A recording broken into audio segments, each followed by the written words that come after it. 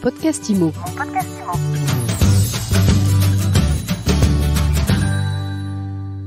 Bonjour et bienvenue dans ce nouvel épisode de mon podcast IMO, le podcast de MySuite IMO, le média qui vous fait du bien. Tous les jours, on décrypte l'actualité de l'immobilier, on répond aux questions que vous vous posez, que vous nous posez, et il y en a beaucoup ces derniers jours autour de la question des pré-relais. Alors justement, c'est le thème de l'interview du jour et on va en parler avec Bruno Rouleau. Bonjour. Bonjour Ariane. Bruno, vous êtes directeur de l'innovation de la stratégie du courtier AFR Financement. C'est cela. On a beaucoup parlé de la question du blocage du crédit pour les primo-accédants et on a l'impression que le marché est encore plus bloqué, peut-être même pour les secondo-accédants et ceux qui font du crédit relais. Oui, alors c'est vrai que nous on le constate en permanence. Ça n'est pas forcément le cas au niveau des statistiques de production de crédit que la Banque de France produit, puisqu'on est relativement stable, aux alentours de 5 milliards tous les mois. Néanmoins, comme ce sont des volumes, on peut légitimement penser que ce sont plutôt des grosses opérations et que le nombre de dossiers lui-même est en repli, sachant qu'au quotidien, on est confronté à cette situation, c'est-à-dire des gens qui aujourd'hui, pour certaines fois, ont même des biens d'une certaine valeur et qui voudraient faire un relais en achetant un bien d'une valeur moindre ou identique, et on appelle ça un relais sec. Et dans ces conditions-là, elles rencontrent beaucoup de difficultés à trouver un partenaire qui veuille bien les suivre. Et je ne vous parle donc même pas d'une personne qui aurait une vente en cours et qui voudrait acheter quelque chose avec un prêt complémentaire supplémentaire. Voilà, donc c'est un vrai sujet aujourd'hui qui est posé au marché au-delà des crédits d'accession. Mais pourtant, si le vendeur est déjà propriétaire, ça devrait a priori rassurer les banques. Oui, Ariane, tout à fait. Le fait que la personne dispose d'un bien est effectivement un élément de sécurité. Encore faut-il que, et c'est une réaction du banquier, se dire est-ce que le bien est en vente directement par le client ou est-ce qu'il fait intervenir un professionnel et est-ce qu'il sera capable de vendre le bien au prix qu'il a affiché dans un contexte tendu avec des baisses de prix qui sont annoncées ou anticipées.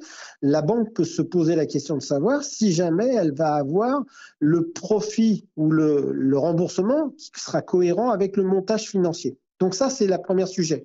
Le deuxième sujet, c'est un intérêt commercial, c'est-à-dire que si la personne est de nouveau dans le secteur d'activité de sa banque, ça peut l'intéresser de garder son client. Mais si jamais, et c'est souvent le cas quand même, les personnes déménagent et vont sur un autre secteur, la nouvelle banque qui est concernée va pas forcément avoir la vision sur le bien d'origine et la banque qui était la banque d'origine va pas forcément avoir d'intérêt puisqu'elle va perdre la relation commerciale. Donc, on voit bien que selon les situations, on peut avoir des freins différents à des situations différentes, mais au final, il n'y a pas plus de solutions qui se débouclent, sachant qu'en plus, les banques sont dans un frein global de distribution de crédit et que le crédit relais, même s'il a une durée courte, les empêche d'accompagner d'autres projets qui sont sur des durées, elles, beaucoup plus longues avec une fidélisation client. Donc, on comprend bien pourquoi les banques se désintéressent de ce type de prêt. Il y a quand même quelques opérations qui doivent intervenir ici et là.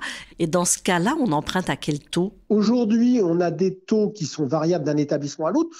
On va se situer dans une fourchette entre 3,80 et 4,50, 4,60 selon les établissements bancaires sur ce type de prêt. La difficulté va résider principalement dans le savoir si jamais la banque veut néanmoins accepter ou concéder ce crédit. Alors, clairement, si le client n'est pas déjà client de cette banque, il y a beaucoup de réticences et je vous ai expliqué les motivations qui font que la banque hésite.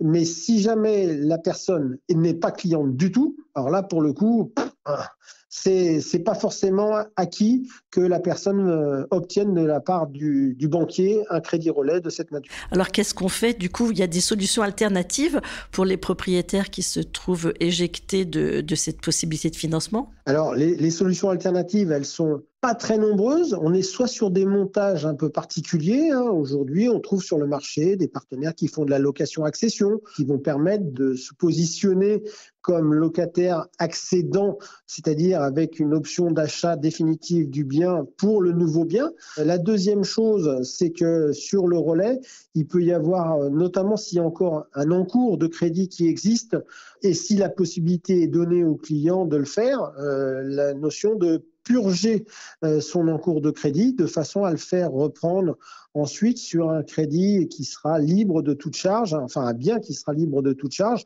et où le banquier pourra lever des sujets d'inquiétude, notamment en termes de prix de vente par rapport à la demande qui est faite. Et puis, dernière chose, c'est aussi de éventuellement solliciter le nouveau bien ou le propriétaire du nouveau bien de façon à faire une promesse de vente longue qui permettra et qui laissera le temps au client de réaliser la vente avant de se positionner, quitte à proposer une indemnité d'occupation supplémentaire pendant la période où il n'a pas encore vendu l'autre bien. Donc, ce sont des situations et des solutions qui, à chaque fois, sont individuelles et qui nécessitent d'avoir un très très bon contact et où l'intérêt du professionnel de l'immobilier est essentiel puisque c'est lui qui va vraiment faire la liaison entre les deux parties. En tout cas, pour conclure, si on a un conseil à donner, il vaut mieux vendre aujourd'hui avant d'acheter. Oui, enfin, sous cas, si on veut sécuriser, et notamment sur les biens d'une certaine valeur, dès lors qu'on commence à dépasser 300 000 à 400 000 euros, ou lorsqu'il y a encore de l'encours de crédit sur le bien, qui sont des freins supplémentaires à l'octroi du crédit relais par une banque. C'est vrai que dans ces conditions-là, il vaut mieux essayer de faire attention à vendre préalablement. Et donc de jouer la prudence. Merci Bruno Rouleau. Je rappelle que vous êtes directeur innovation et stratégie du courtier AFR. Merci Ariane, à très bientôt. Et je vous dis à très vite pour un nouvel épisode de mon podcast IMO à écouter tous les jours sur toutes les plateformes et sur MySuite IMO. Alors surtout, n'oubliez pas, posez-nous vos questions, laissez-nous des commentaires et surtout, abonnez-vous. Mon podcast IMO. Mon podcast IMO.